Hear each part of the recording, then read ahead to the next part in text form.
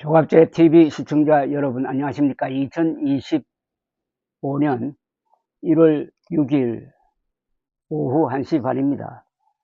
지난 주말에 공개된 김용현 전 국방장관 공소장을 읽고 있으면은 묘한 기분이 듭니다. 정신병동의 무슨 연극을 보는 것 같아요. 이 정신병동에서 치료 목적으로 연극을 하는 수가 있는데 그런 연극을 보는 것 같은 어처구니 없음, 괴기함, 또는 코미디 뭐 이런 걸 느낍니다. 쓴 웃음도 나오고요. 계엄령에 따른 어떤 드라마, 긴장감도 없고 비장함도 없습니다. 음모론에 미친 대통령이 연출을 하고 아부꾼 국방장관이 감독하고 영혼 없는 정보사령관과 방첩사령관이 괴기한 배역을 맡은 사이코 드라마입니다. 사이코 드라마. 대명천지의 21세기에 이런 일이 일어날 수 있다니 보수가 어쩌다가 주술과 음모론에 영혼을 팔고 지금도 이런 윤석열을 끼고 도는지, 이재명과 민주당 그리고 전공의들에 대한 미움과 김건희에 대한 애틋한 보호 심리에서 충동적으로 비상계엄을 선포했다면 동의는 할 수 없지만 이해는 됩니다. 그런데 선관위가 부정선거의 총본부이고, 그래서 지난 국회의원 선거에서 국힘당이 그래서 졌으며, 그러니까 계엄군을 투입해가지고 서버를 탈취해가지고 포렌식 분석을 통해 증거를 잡아내면은, 혹은 조작하면은 계엄도 정당화되고 국민들의 박수를 받을 것이라는 이런 망상은 정말 이해 불가입니다. 더 웃기는 것은 지금 한남동 관저에서 고립되어 있으면서도 음모론자들의 시위에 기대를 걸고 있는 윤석열 대통령입니다.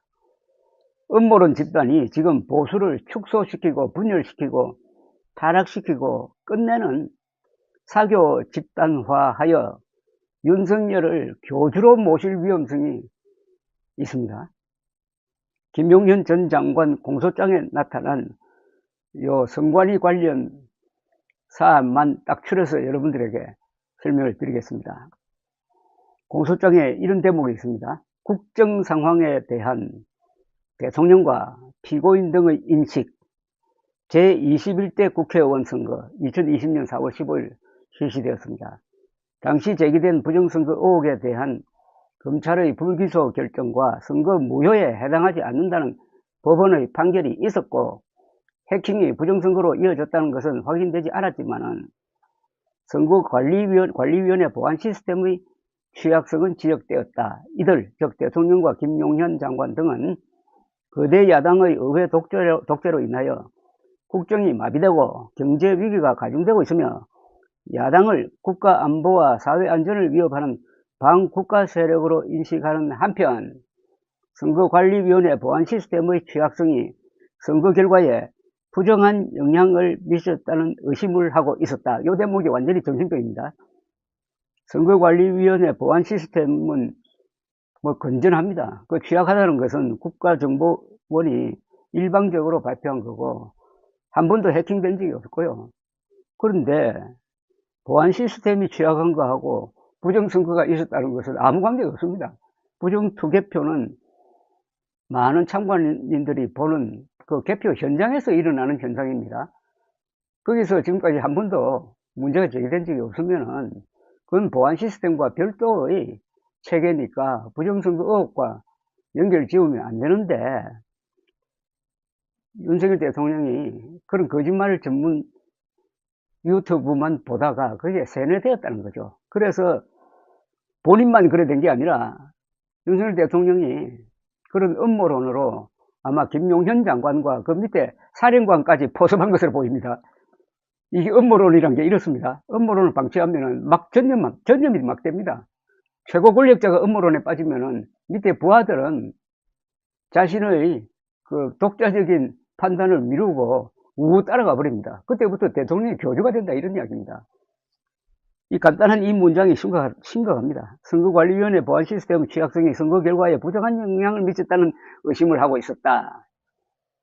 그런데 의심을 한다고 계엄령 선포를 합니까? 그런데 지난 4월 총선은 원래 수개표인 시스템을 더 완벽하게 하기 위하여 음모론자들의 억지까지 수용하여 개수기를 거친 표를 손으로 검표하는 단계를 하나 더 추가하였습니다. 수십억 원이 날라갔어요. 그랬더니 약 2천만 표를 계산했는데 개수기가 한 표의 오차도 없었음이 재확인되었습니다. 그런데 유일하게 아마 대한민국 국민 중에서 거의 유일하게 윤석열만 부정선거였다고 믿었다는 것 아닙니까? 참 특이한 존재입니다. 저 사람. 선관위 보안 시스템에 대한 국정원의 점검은 선관위가 보안 기능을 해제한 뒤 해킹이 가능하도록 한 상태에서 이루어졌습니다. 국정원은 윤석열 대통령의 기대를 만족시키려 했는지 선관위의 보안 문제를 과장하여 언론에 발표한 바가 있습니다. 선관위의 집계 시스템은 전국의 개표소에서 확인된 투개표 상황을 모으는 것으로서 조작이 불가능할 뿐 아니라 조작되더라도 개표소 현장의 자료가 남아있으므로 아무런 의미가 없는 겁니다. 그럼에도 단순 무식한 성향의 윤석열 대통령은 선관위 컴퓨터 시스템 취약성이 곧바로 부정선거를 의미하는 것이라고 곡해를 해가지고 계엄군 투입을 결정한 것임을 알 수가 있습니다.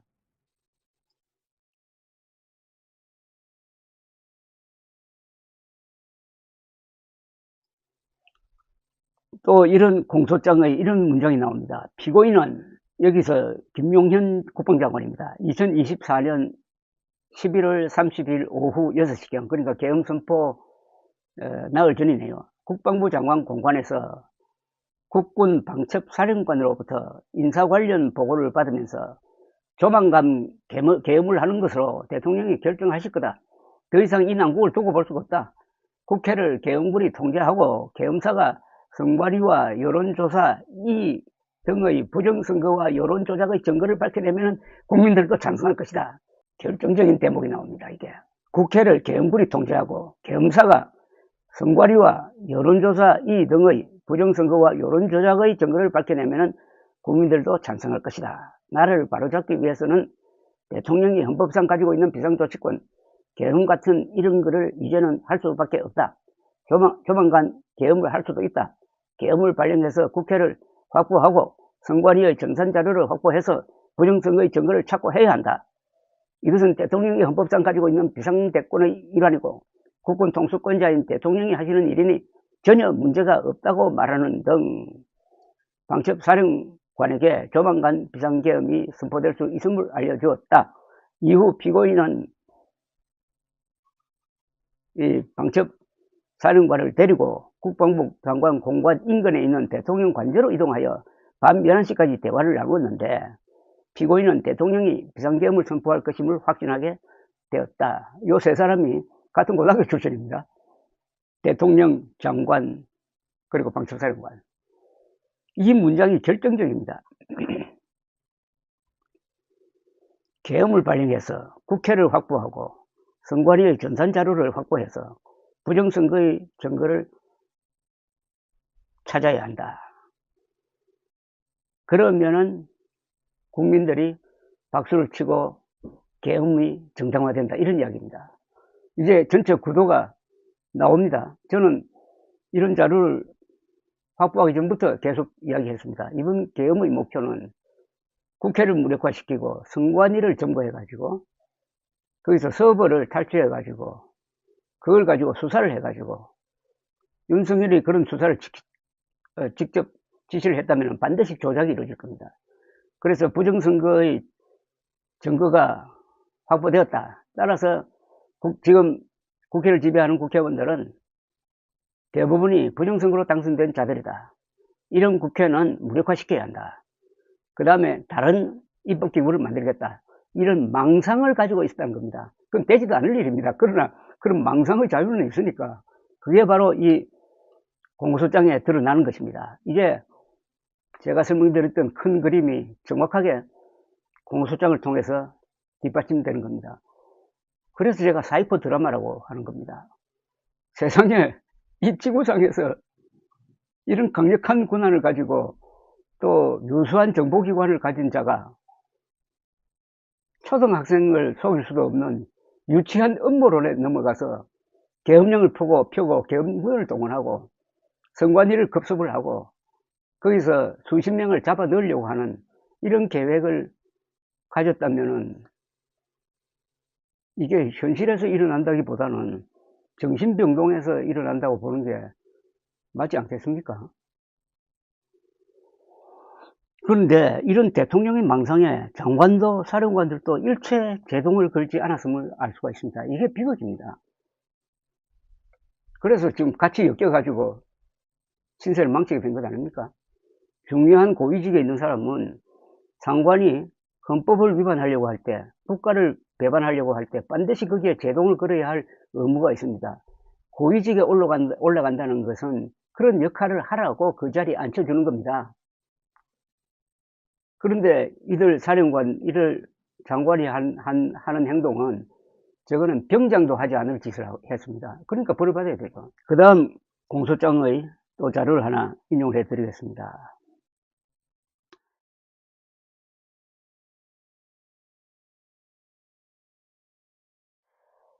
공소장에 나온 겁니다. 김용현 전 국방장관 공소장입니다. 부정선거 의혹을 수사할 합동수사본부 제2수사단 설치 시도.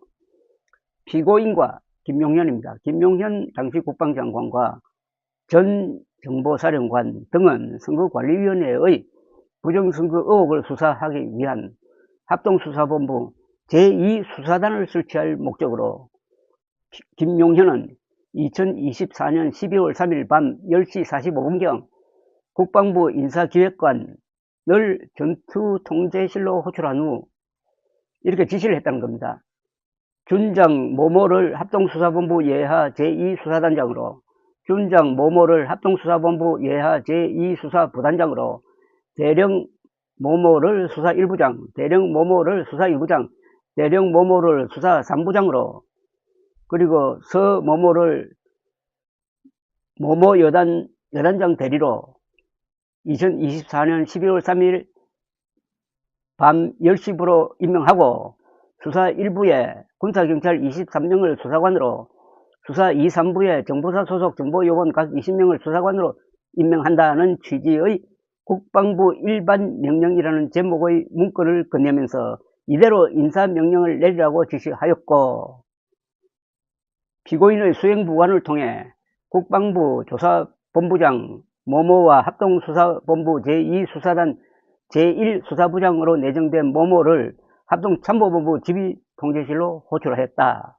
그러나 인사명령은 발령되지 않았으며 합동수사본부 제2수사단은 설치되지 못하였다.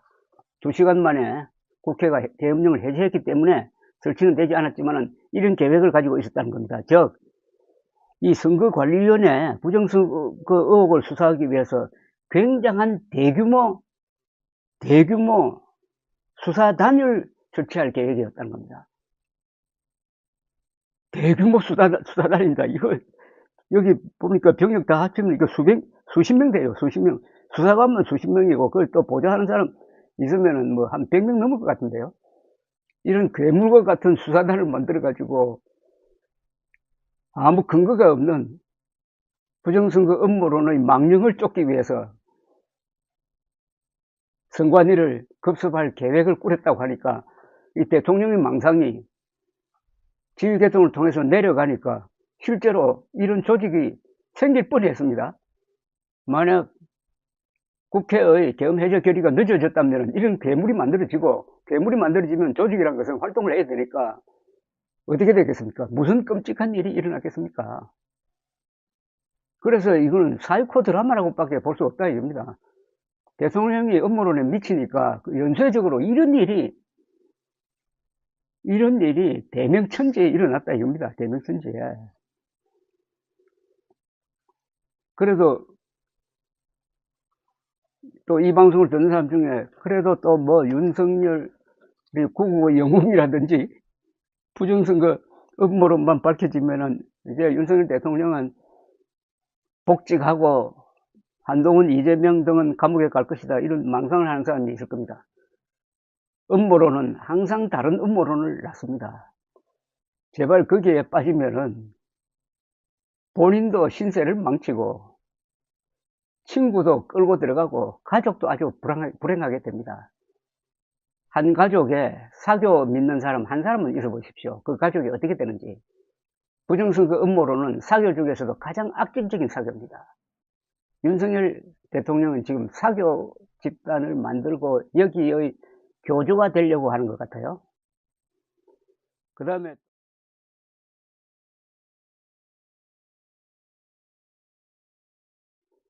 다음에 또 한번 읽어드리겠습니다. 공소장 읽고 제가 또 해설을 해드리죠. 공소장에 이렇게 적혀 있습니다. 정보사령부의 선거관리위원회 주요 직원 체포 시도.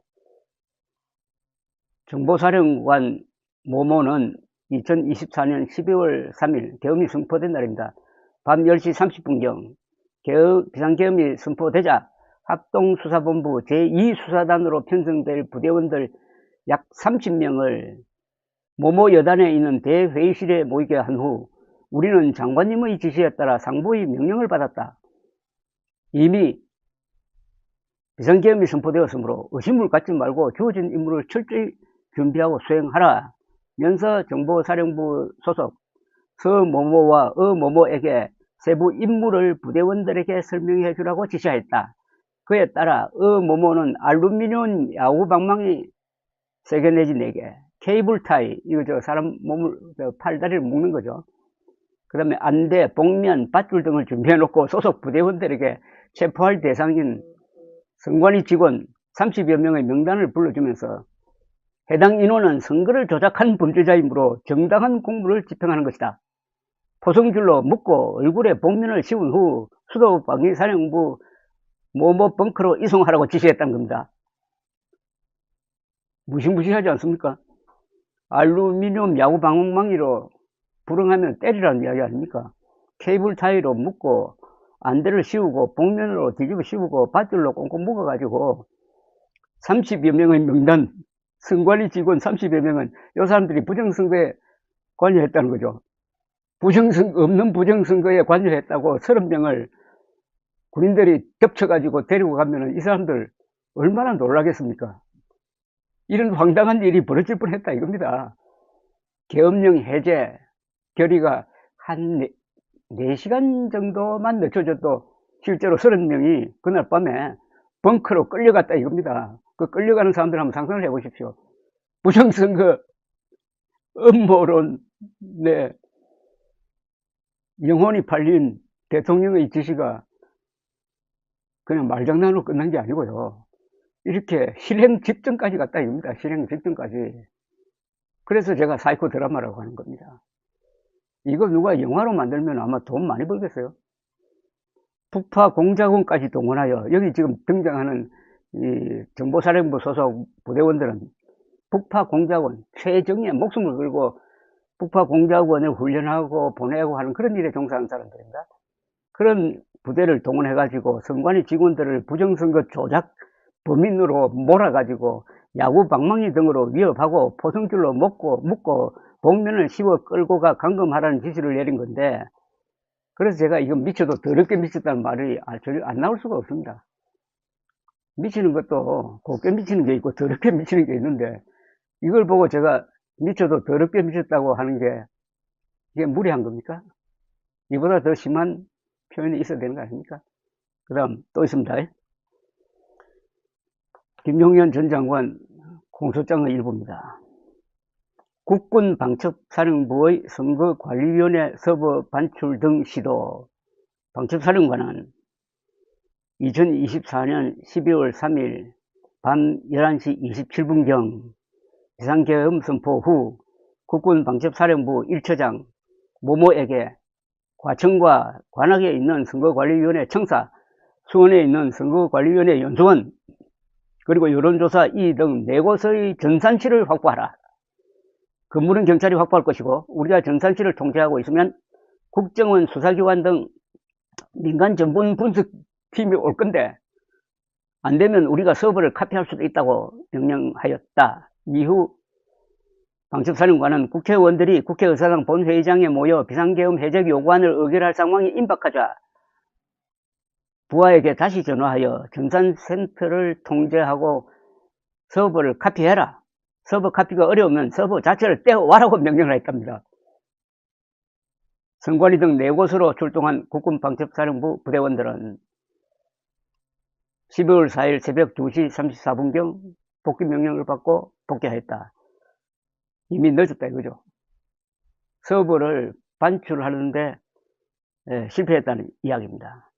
선관위 불법 난입, 불법 체포, 불법 탈취는 음모론에 지배당한 윤석열의 영혼이 군대 조직을 얼마나 희화화시켰는지를 잘 보여주고 있습니다.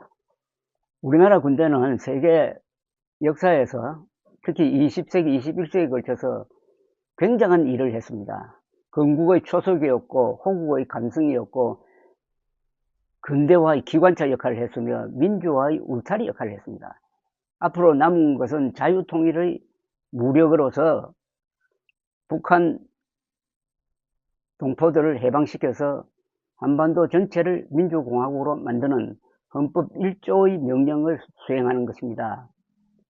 이 정도의 역사적 임무를 수행한 군대는 세계에서 이스라엘 군대밖에 없어요. 이런 군대에 윤석열이라는